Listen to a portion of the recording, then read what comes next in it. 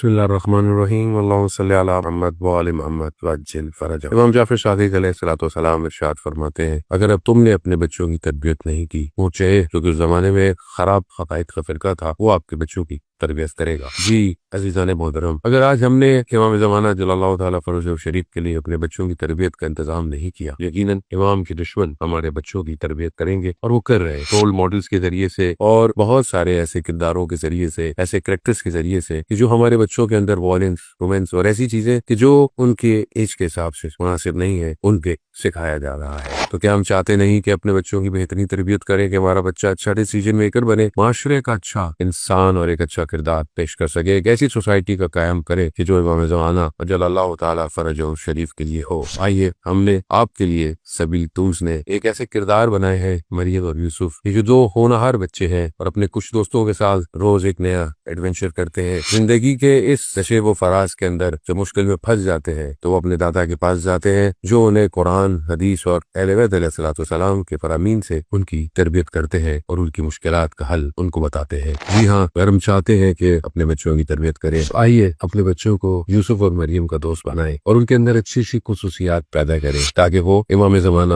جل اللہ تعالیٰ فرج و شریف کے ناصرین میں شمار ہو سکے، کیونکہ ہمارا ماننا یہ ہے کہ دوست ہمیشہ ساتھ ہوتے